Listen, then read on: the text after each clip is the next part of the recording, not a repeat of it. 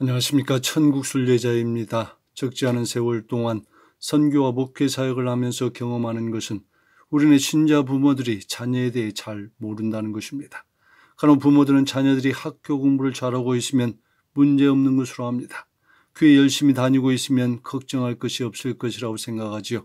심지어 자녀가 교회에서 특정 부서에 들어가 열심히 활동하고 있거나 각종 예배는 물론이고 성경을 읽고 쓰며 암송하는 것과 같은 경건 생활이 충분하면 부모들은 자기 자녀에게 후한 점수를 줍니다. 그런데 그렇게 생각한 아이들의 적지 않은 수가 부모가 모르는 어떤 문제가 있다는 것을 신자인 부모들이 잘 인지하고 있지를 못합니다. 어릴 때는 그런 문제들이 잘 보여지지 않지요. 그러나 자녀가 초등학교 고학년이 되고 중학생이 되며 사춘기에 접어들면서 부모와 떨어지는 시간이 많아지고 오히려 친구들과 더 많은 시간을 보내면서 점차 다른 아이로 변하게 됩니다. 친구들은 물론이고 요즘은 인터넷이나 핸드폰을 통한 것에서도 자녀들은 지대한 영향을 받고 있습니다. 그래서 자녀들은 보고 듣고 말하고 행동하는 것이 가정에서 보여지는 모습과는 많이 때로는 전혀 다른 모습을 하면서 사는 경우도 적지 않습니다. 안타까운 것은 우리네 부모들은 자녀들이 가지고 있는 그 어떤 것들이 특정 문제로 나타나기 전까지는 그것을 거의 인지하지 못한다는 것입니다.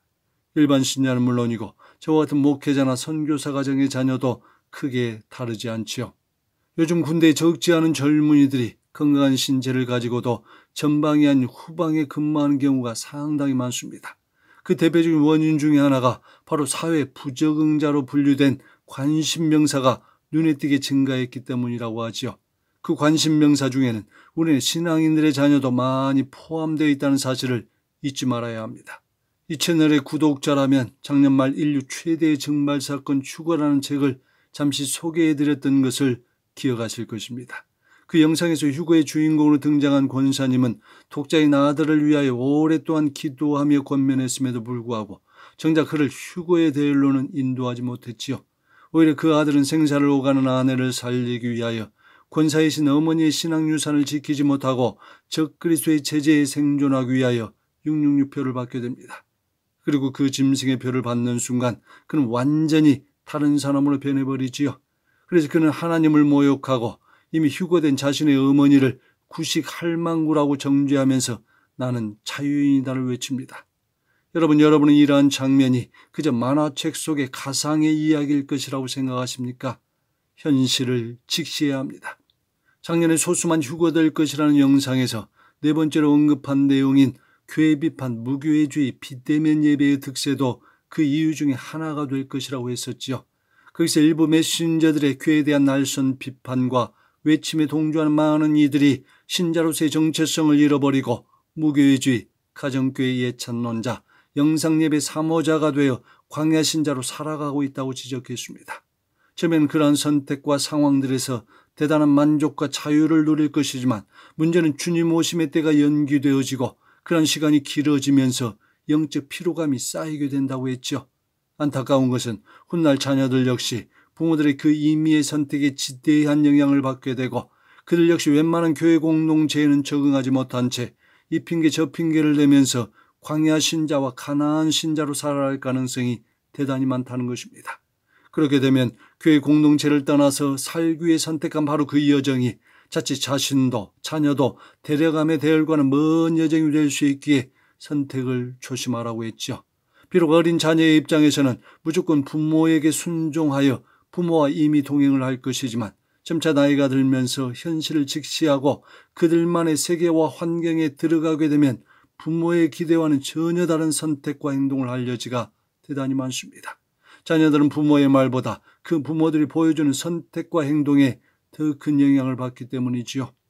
여러분, 이러한 문제가 자녀를 두는 부모들만의 문제이겠습니까? 마지막 때의 끝자락을 살고 있는 지금 주변을 둘러보면 신자들 가정에서도 평안한 가정이 많지 않습니다. 육의 질병으로 인하여 괴로워하는 분들도 있고 가족 간의 다양한 문제들로 인하여 화평을 잃어버린 이들도 적지 않습니다. 그런가 하면 종말의 시대적 상황에 다양한 삶과 신앙의 이슈들에서 발생하는 견해 차이로 인하여 가족 간의 관계가 위기에 처하거나 가족 분리의 단계까지 간 이들도 적지 않지요. 더 나아가 이런 관계가 심화되어 서로를 미워하고 심지어 원수처럼 여기며 사는 가족들도 있습니다. 어쩌면 신앙적인 갈등을 겪고 있는 신자들 중에는 우리 주 예수님의 말씀을 통하여 스스로 위로하고 있는지도 모릅니다. 누구든지 하늘에 계신 아버지의 뜻대로 행하는 자가 내 형제요 자매요 어머니니라. 그러나 성경에는 이런 교훈도 있습니다. 누구든지 자기 친족, 특히 자기 가족을 돌보지 아니하면 믿음을 배반한 자여 불신자보다 더 악한 자니라. 이에 오늘은 올 가정의 달을 맞이하여 이 땅에서의 우리의 여정이 많지 않음을 인식하고 자녀를 비롯한 가족의 구원과 회복을 위한 길에 대하여 성경의 다양한 인물들의 예를 참조하면서 나누고자 합니다. 성경에는 에녹처럼 개인적인 구원으로 홀로 하나님의 데려가심을 입은 이도 있습니다. 그러나 가족 구성원 중에 한 사람의 신앙생활과 결단으로 가족 전체가 구원과 하나님의 은혜를 체험하는 경우도 많이 있죠. 먼저 창세기 6장에 보면 사람의 죄악이 온 세상에 가득하여 하나님이 땅 위에 사람 지으심을 한탄하던 때에 노아는 다른 삶을 살았습니다. 창세기 6장 9절은 이렇게 말씀하지요. 노아는 의인이요 당대의 완전한 자라. 그는 하나님과 동행하였으며 홍수 심판을 위해 하나님이 지시하신 모든 것들에 순종하는 노아의 모습을 보면 그는 또한 하나님께 순종하는 자였습니다. 노아가 그와 같이 하여 하나님이 자기에게 명하신 대로 다 준행하였더라. 노아의 이런 삶으로 인해 하나님의 심판 가운데 노아 자신은 물론이고 그의 아내와 세 딸 그리고 3명의 사위까지 구원받는 은혜를 입었습니다. 육신의 정욕과 안목의 정욕과 이생의 자랑으로 가득한 이 세상에서 노아처럼 가족 구성원 중에 하나님과 동행하며 의인으로 살고 하나님의 말씀에 순종하는 온전한 삶을 사는 이가 있다면 그는 가족들을 구원해낼 수 있을 것입니다. 다음으로 사도행전 10장에 보면 가이사라의 고넬료라 하는 사람이 등장합니다. 그는 이방인으로 군대 백부장이었죠. 어떻게 보면 하나님을 믿고 섬기기가 어려운 환경적 요인을 가지고 있는 자였습니다. 그럼에도 불구하고 그는 사도행전 10장 2절에 보면 신실한 신앙인의 삶을 살았습니다. 그가 경건하여 온 집안과 더불어 하나님을 경외하며 백성을 많이 구제하고 하나님께 항상 기도하더니 평소 경건한 삶을 살았던 그에게 하나님의 은혜를 베푸셔서 기도 중에 환상을 보게 하셨고 그의 기도와 구제가 하나님께 상달되어 베드로 사도와의 만남을 가질 수 있었습니다. 그리고 베드로가 초대된 고넬료의 집에서 말씀을 전할 때 성령이 바로 그곳에 임하여 사람들이 방언을 하고 하나님을 높이게 되지요. 이처럼 가족 리더십 중에 한 사람의 하나님 사랑과 이웃 사랑으로 경건한 삶을 사는 이의 행동은 가족 전체를 참된 구원과 회복과 은혜의 길로 인도하는 것을 보게 됩니다. 한편 이스라엘 백성들의 출애굽 당시의 군대의 지휘관으로 모세의 수종자로 선택된 정탐꾼으로 그리고 후에는 모세의 후계자가 된 여호수아는 강인한 신앙의 소유자였습니다. 하나님을 거역한 자들은 가나안 땅에 들어가지 못한 상황에서도 출애굽 여정은 물론이고 가나안 땅의 정복 과정 중에도 철저히 하나님께 대한 순종으로 이스라엘 백성들이 새로운 터전 가나안 땅에 잘 정착할 수 있는 교두보를 마련한 사람이 바로 여호수아였습니다.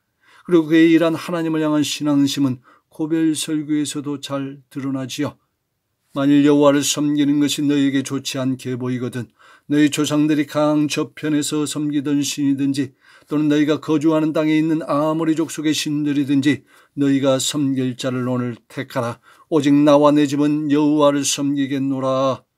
여호수아의 이런 결단은 적어도 그가 사는 시대에는 백성들에게도 영향을 미쳤으며 여호와 중심의 신앙생활에 한마음을 다했습니다. 사사기 2장 7절은 이렇게 말씀하지요. 백성이 여호수아가 사는 날 동안과 여호수아 뒤에 생존한 장로들 곧 여호와께서 이스라엘을 위하여 행하신 모든 큰 일을 본 자들이 사는 날 동안에 여호와를 섬겼더라. 이와 같이 리더십의 위치에 있는 이의 결단은 가정은 물론이고 한 국가의 신앙생활을 좌지우지하기도 합니다. 아브라함은 어떠했습니까? 달신을 섬기던 아브라함이 75세에 하나님의 부르심을 받고 행한 모습을 보십시오. 아브라함이 여호와의 말씀을 따라갔고 자기에게 나타나신 여호와께 그가 그곳에서 제단을 쌓고 그가 그곳에서 여호와께 제단을 쌓고 여호와의 이름을 부르더니 아브라함의 여정은 철저히 하나님의 말씀에 대한 인도하심이었습니다. 또한 예배자의 삶이었죠. 우리는 간혹 어떤 느낌이나 경험과 지식 또는 꿈과 환상의 인도하심을 절대 취합니다. 그러나 하나님의 말씀에 대한 인도하심은 완벽하지요. 아브라함처럼 평소 말씀의 인도하심을 따라 온전한 예배자의 삶을 살게 되면 25년의 약속의 시간을 거쳐 100세에 낳은 자식인 이삭을 번제물로 바치라는 그 하나님의 말씀에도 절대 순종하는 경지에 이르게 됩니다. 뿐만이 아니죠. 말씀과 기도는 경건의 두 축인데 하나님의 죄악의 도성인 소돔을 멸하려고 하실 때에도 아브라함의 6차례에 걸친 중보 기도는 조카 룻과 그의 두 딸을 재앙에서 건져내게 합니다. 성경은 그것을 이렇게 기록하고 있지요. 하나님이 그 지역의 성을 멸하실 때, 곧 롯이 거주하는 성을 엎으실 때 하나님이 아브라함을 생각하사 롯을 그 엎으시는 중에서 내보내셨더라. 이처럼 가족 중에 참 예배자가 있고 말씀에 순종하며 간절한 중보의 기도를 드리는 이가 있다면 그의 가정은 희망이 있습니다. 지금까지 우리는 한 가정의 남편들이 가정의 구원과 회복을 가져다주는 면을 살펴보았습니다. 그런데 성경에는 많은 위대한 여성들이 가정을 구원과 회복의 길로 인도하는 모습도 많이 등장하지요. 바울의 동역제자 2차 선교행의 동행자였던 디모데는 그의 어머니가 유니게지요. 디모데의 어머니인 유니게는 그의 어머니 로이스로부터 신앙유산을 전수받았지만 이방인 남편으로 인하여 자칫 믿음에 단절이 올 수도 있었습니다. 우리 주변에도 불신자인 남편을 만나 본인이 가지고 있던 처녀 때의 신앙도 잃어버린 아내들을 적지 않게 보기 때문이지요. 그런데 디모데의 어머니 유니게는 어머니의 믿음의 유산을 아들 디모데에게 잘 전수해 주었습니다. 바울 사도는 디모데에게 그가 믿음의 가정에서 올바르게 자라온 것을 상기시키면서 그에게 이런 축복의 말씀을 해주었지요. 이는 내 속에 거짓이 없는 믿음을 생각함이라. 이 믿음은 먼저 내 외조모 로이스와 내 어머니 유니게 속에 있더니 내 속에도 있는 줄을 확신하노라. 유니게는 어머니인 로이스의 신앙을 본받았고 그의 신앙을 아들인 디모데에게 잘 전해주었습니다. 유니게는 아들인 디모데가 어렸을 때부터 신앙으로 철저히 교육을 시켰고 그래야 디모데로 하여금 지혜로운 아들이 되도록 하였습니다. 이런 디모데의 어머니의 신앙교육이 없었다면 디모데가 바울과 같은 위대한 사도를 만날 일도 없을 것이며 그의 동역자가 되거나 목에 많은 교훈이 담겨있는 디모데전후서 같은 위대한 서신도 탄생하지 못했을 것입니다. 한편 성경에는 천한 신분의 여자임에도 불구하고 하나님의 은혜를 입은 여인들이 있습니다. 그 중에 한 여인이 기생 라합이지요. 여호수아가 이끄는 이스라엘 백성들이 가나안 땅인 여리고성을 정복하려고 정탐꾼을 보냈을 때 그녀는 충분히 이들을 고발하고 적절한 보상을 받을 수 있었습니다. 그녀에게 이스라엘 백성들은 타민족일 뿐만 아니라 적이었기 때문이죠. 그런데 성벽 근처에 살던 기생 라합은 일찍 여호와 하나님에 대해 알고 있었고 이스라엘 두 정탐꾼을 숨겨줍니다. 이것이 글로 읽는 우리에게는 단순한 사건으로 보이지만 이것은 죽음을 각오한 결단과 실천의 믿음에서 나온 것입니다. 야고보 기자는 기생 라합의 사건을 표현하면서 이렇게 말씀하지요. 기생 라합이 사자들을 접대하여 다른 길로 나가게 할 때에 행함으로 의롭다 하심을 받은 것이 아니냐. 영혼 없는 몸이 죽은 것 같이 행함이 없는 믿음은 죽은 것이니라. 결국 라합이라는 여성의 결단으로 그는 정탐꾼들과의 약속대로 여리고성이 정복되었을 때 그 가족들은 구원을 받고 후에는 두 정탐꾼 중에 하나인 살몬과 결혼하여 예수 그리스도의 조상이 되는 은혜를 입게 됩니다. 이와 같이 신분이 어떠하든지 간에 하나님을 향한 신실한 신앙과 죽음을 각오한 결단과 실천은 자신도 살고 가족도 살리는 위대한 결과를 가져옵니다. 비슷한 예로 이방인 룻이 있습니다. 시어머니 나오미의 가족이 모압에 왔을 때 결혼한 룻은 몇 년이 지나지 않아 과부가 됩니다. 나오미 가족의 모든 남자들이 그 모압 땅에서 죽음을 맞이했기 때문이지요. 상식적으로나 시대정서로 볼 때 이제 홀로 남은 시어머니와 며느리는 각자의 길을 가면 됩니다. 실제로 며느리 중에 하나인 오르바는 시어머니와 이별을 했습니다. 그런데 룻은 달랐지요. 그녀의 위대한 고백입니다. 룻이 이르되 내게 어머니를 떠나며 어머니를 따르지 말고 돌아가라 강권하지 마옵소서. 어머니께서 가시는 곳에 나도 가고 어머니께서 머무시는 곳에서 나도 머물겠나이다. 어머니의 백성이 나의 백성이 되고 어머니의 하나님이 나의 하나님이 되시리니. 여기서 주목되는 두 가지 사실이 무엇입니까? 하나는 시어머니 나오미에 대한 룻의 사랑과 헌신, 단 하나는 시어머니가 믿는 하나님에 대한 신앙의 결단입니다. 이 결단과 순종으로 인하여 룻은 후에 보아스의 아내가 되고 유대민족에 편입되어 다윗의 증조모가 되고 예수님의 족보에도 오르게 됩니다. 적지 않은 세월을 보내며 다양한 곳에서 고부 간의 갈등을 많이 보았지만 룻과 같은 효심과 신앙심을 둘 다 가진 며느리를 본 적이 없습니다.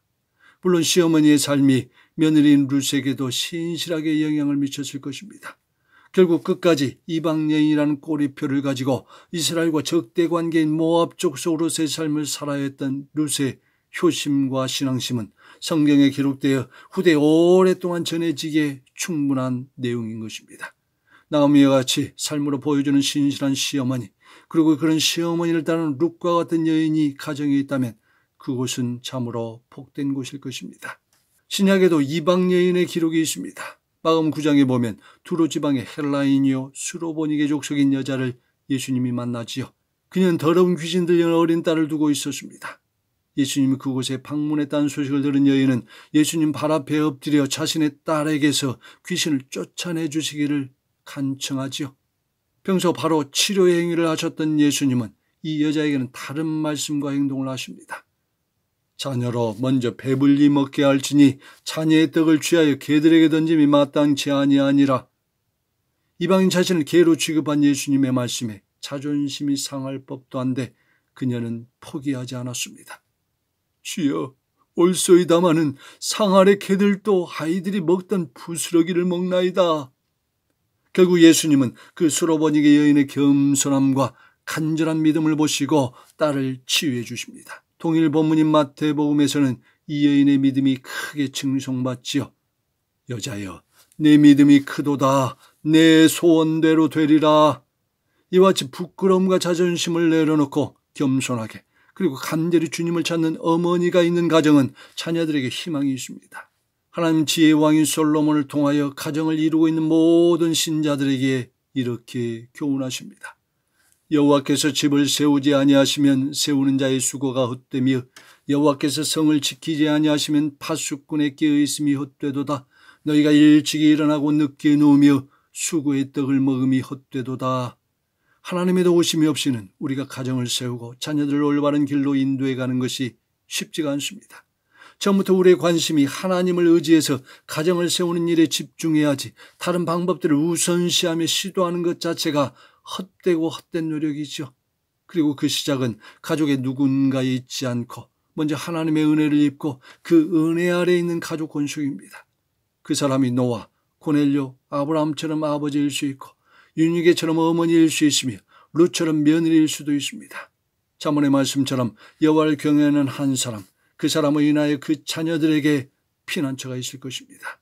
바라기는 우리 모두 하나님을 경외하는 신실한 자들이 되어 다가올 환난과 재앙 가운데 모든 가족 권속들과 자녀들에게 피난처를 제공할 수 있기를 바랍니다. 할렐루야.